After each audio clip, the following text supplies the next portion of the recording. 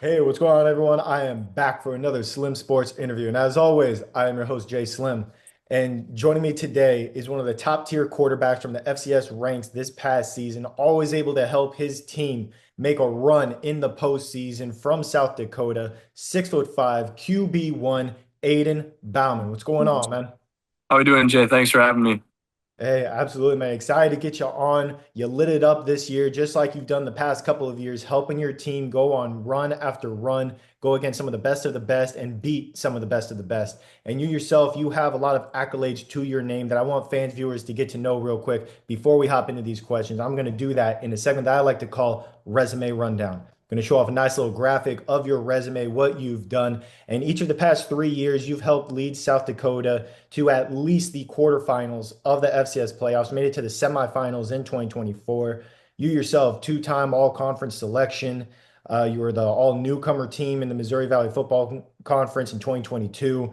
And you get to wrap up your South Dakota career as the all-time leader in passing yards and completions. So obviously put up the numbers left and right for a team that just had such a winning culture at South Dakota. Your guys' head coach, Travis Johansson, who is now the defensive coordinator at Rutgers, last I saw. Uh, Mhm. Absolutely incredible coach, obviously, what he was able to do to help you advance your career and help this team overall. Talk to me real quick about this winning culture, what he had set in place that was able to really impact this team to have so much success.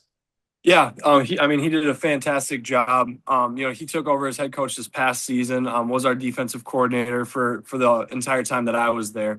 And he instilled, I think, for starters, just defensively, how he instilled, that mentality, that grit that you need on the defensive side of the ball.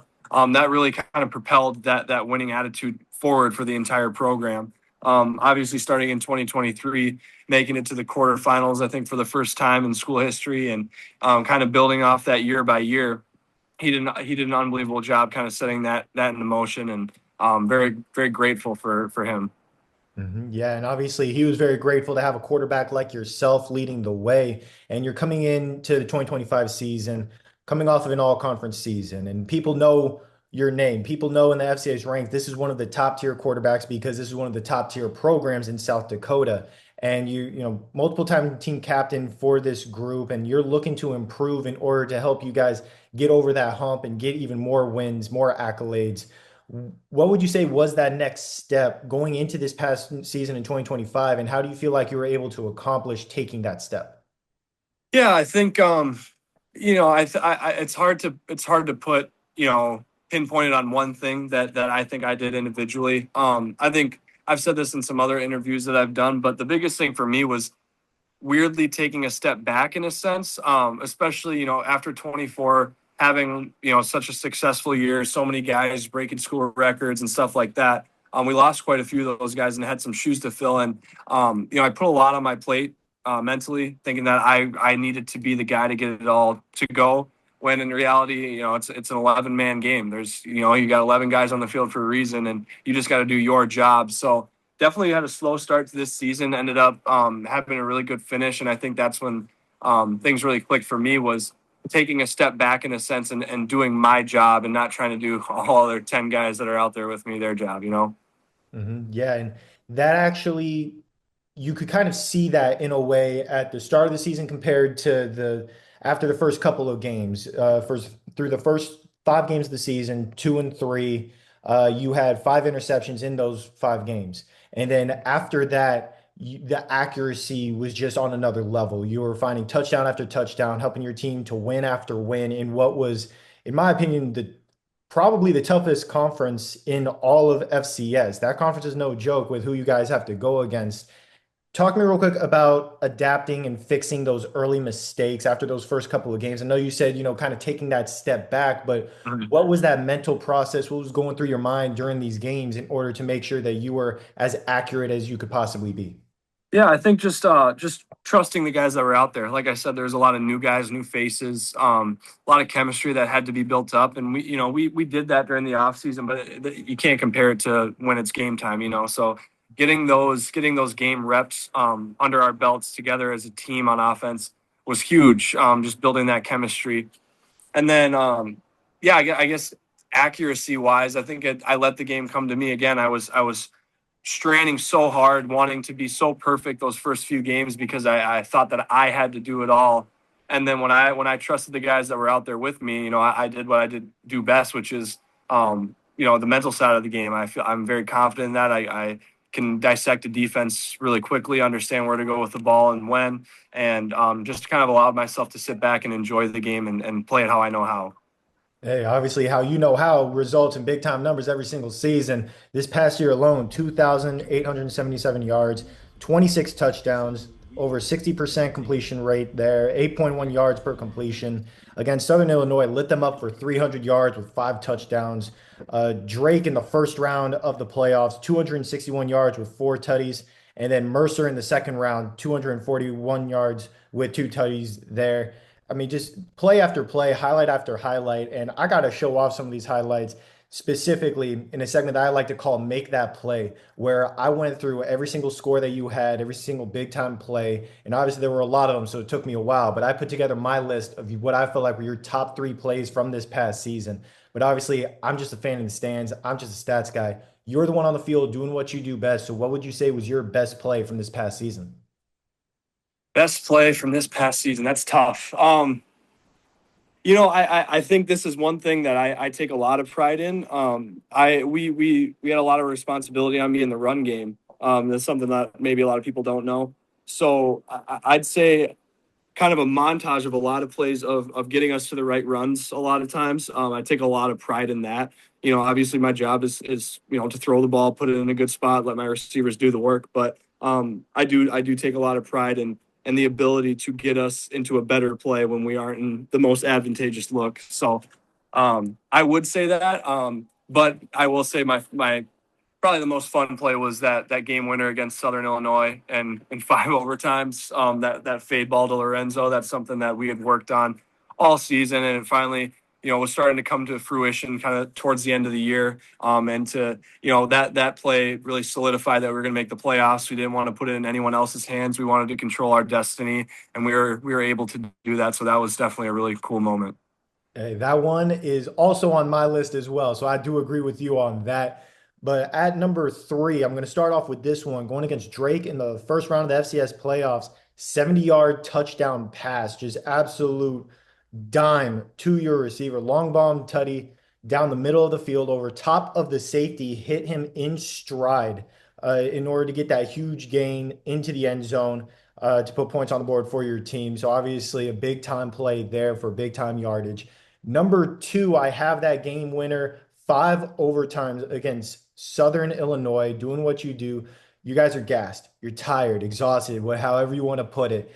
And you were able to find that next gear to hit your receiver in stride through that game winner on the back shoulder of the receiver, might I add. So great catch by him, great placement by yourself, right in the end zone where only he could get it. And then number 1, I had your 66-yard touchdown throw against Mercer in the second round of the FCS playoffs. You're going against another top tier offense. They were one of, if not the best offense in the regular season in FCS. You guys came out and showed what you were all about as well. You hit your receiver in stride over top of 2 defenders, perfectly placed. If you had that a little bit lower, it was hitting one of the defenders in the helmet. So you were able to place that perfectly down the sideline with him heading straight to the end zone. So those are just 3 of obviously a whole lot of touchdown plays that you had this past season. And you had a lot of help in the offense, like you mentioned before, in a fantastic wide receiver one in Lorenzo Fenner, who had over 1,000 yards, 15 touchdowns for him. A dominant running back in LJ Phillips, nearly 2,000 rushing yards and 19 touchdowns by him. And obviously, you yourself at QB1, you guys were kind of a 3-headed monster to go with obviously a very talented offensive line, other great receivers, a couple of other talented running backs. But talk to me real quick about the leadership of you 3, that 3-headed monster that I mentioned, and how that helped lead to the chemistry throughout the entire offense to make it so elite. Yeah. I think for starters, just individually, I've been in that situation of being a captain. That was my 3rd season doing that. So I felt very comfortable in that role.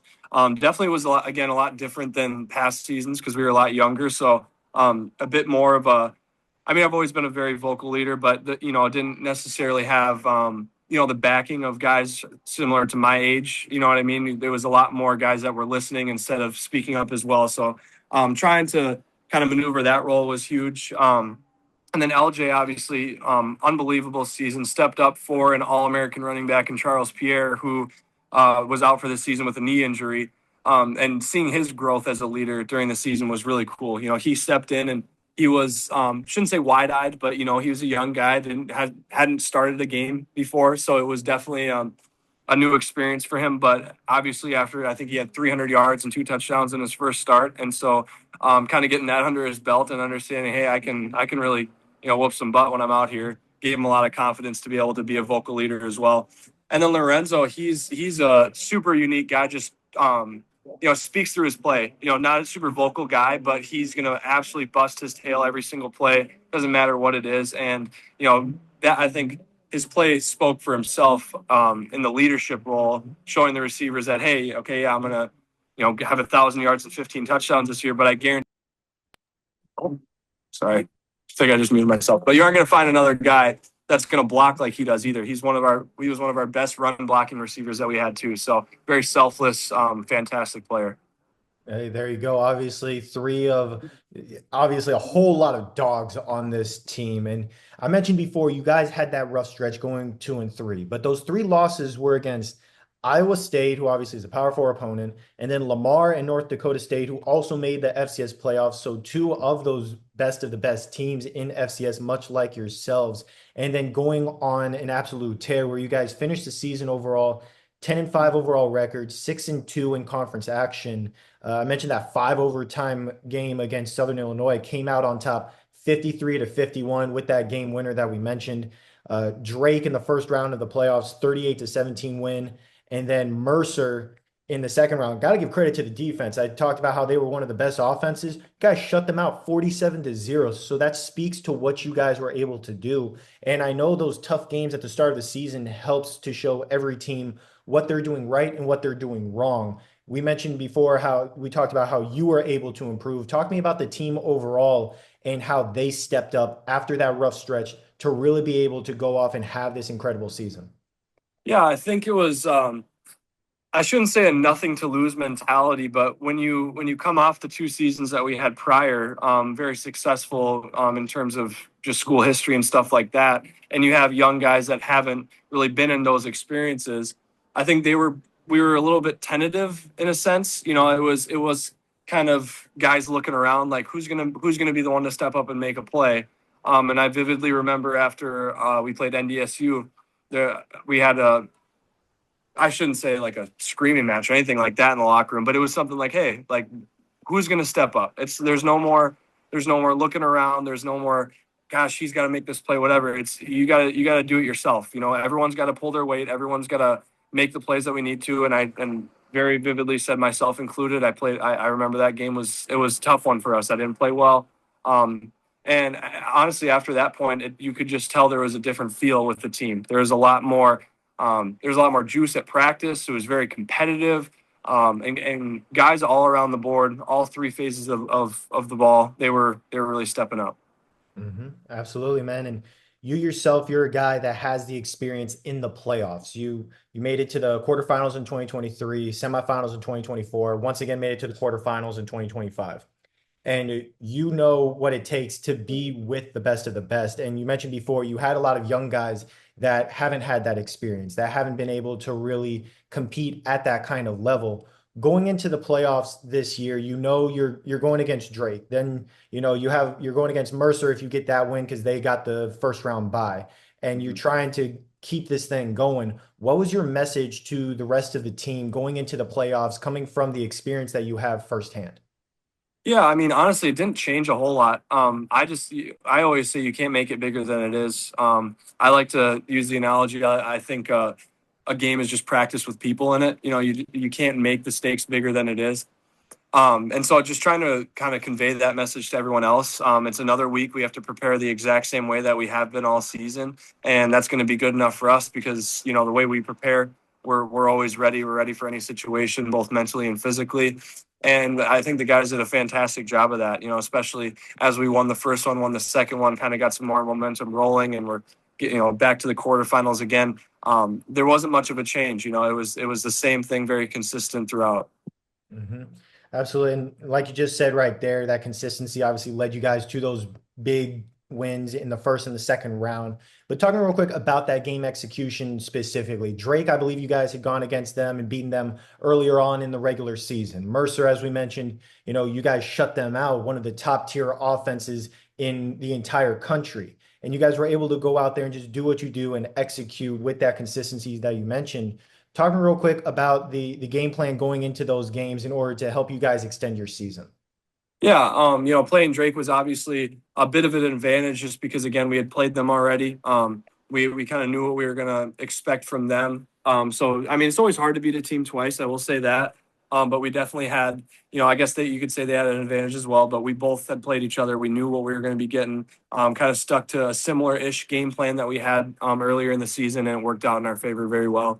And then the Mercer game, a huge credit to our coaching staff. We knew it was going to be really bad weather. It was going to be raining almost the entire game, kind of cold, wet. And so we had our old pool in the facility used to be underneath the away bleachers, and they're rebuilding it into a new weight room.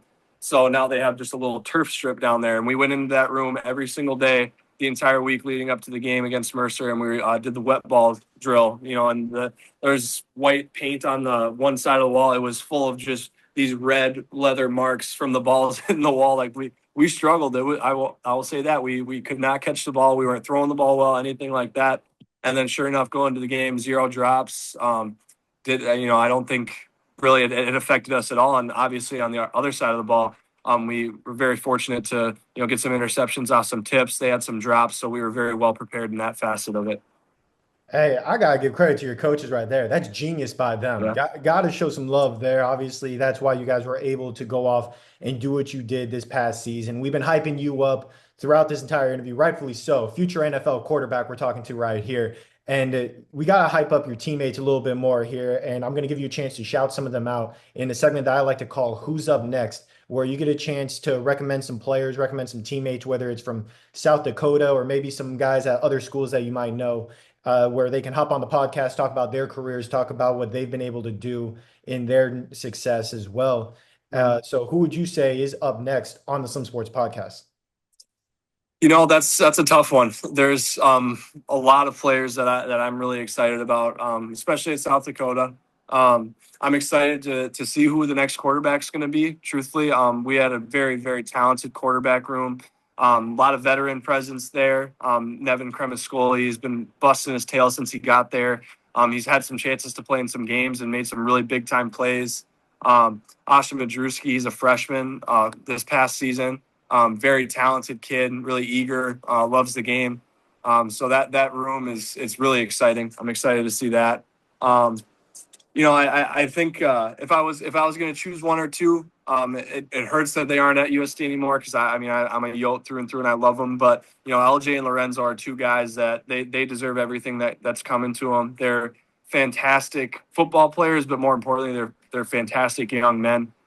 Anybody you ask, they're always respectful, kind.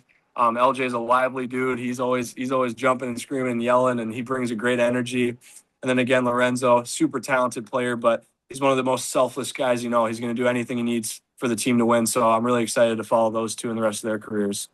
Hey, those are some great names right there for who's up next. Absolute incredible talent, obviously, just like yourself with what you've been able to do. And now we've got to talk about what's next. You just talked about right there. You can't wait to see who the next quarterback can be for South Dakota because now your college career has come to an end. You're looking to go to the pros, make a name for yourself, hopefully hear your name called in the NFL draft, get a shot at rookie mini camp, and just continue to do what you do, grit and grind mentality.